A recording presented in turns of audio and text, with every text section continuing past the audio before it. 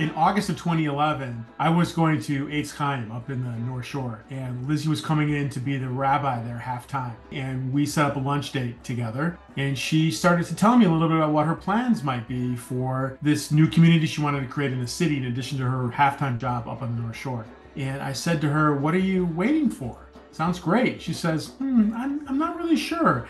I said, "Let's pick a date. We'll just do it in my living room and we'll get started." We expected about 30 people to show up, and I think it was somewhere around 70 people showed up, with a full space filled with people and all this incredible music and singing and love and life. And I remember sitting there watching, seeing it just pouring out of the windows into the street. Service to meeting to meeting. The momentum was established there, and it just never stopped.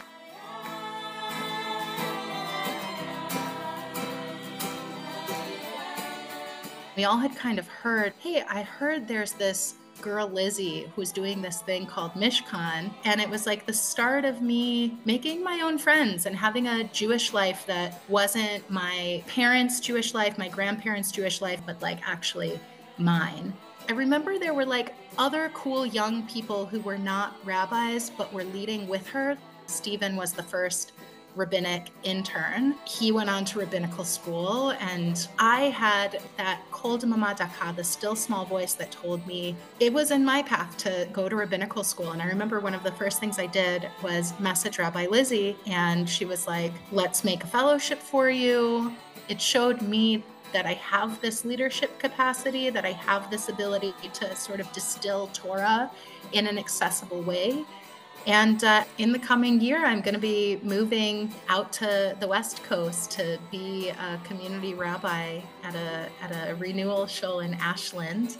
And Mishkan, it's really a powerful model that has been the best and most engaging for me as a member of a community.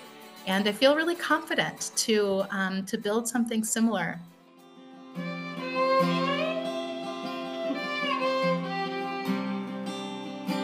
Being a Jew by choice and converting through Mishkan, by the way, we got married with a cantor because a rabbi, was sometimes not willing to marry interfaith couples, and I felt othered. I've never felt that way once at Mishkan. We have seen Mishkan shape our kids' Jewish identity in ways that I think we could have only dreamed of.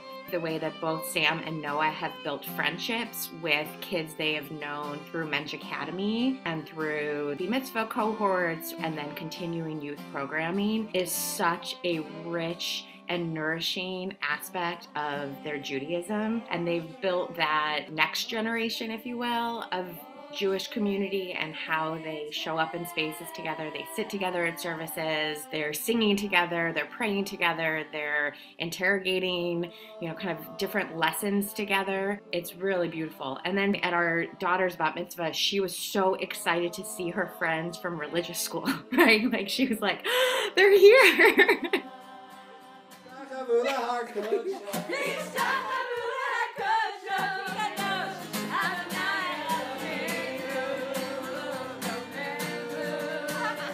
Seeing how far this community has come makes me feel hopeful, and I'm just so grateful to be in relationship with this organization.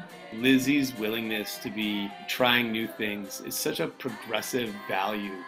What a great fit in seeing our kids there. So I think about Mishkan's mission to really continue the work of trying to continue to improve at what you do to serve your people. Over 13 years, the spark that ignited all this is strong as ever. And that's hard to go from no people to, this enormous operation while keeping that sense of freshness. And I think that's an incredible accomplishment.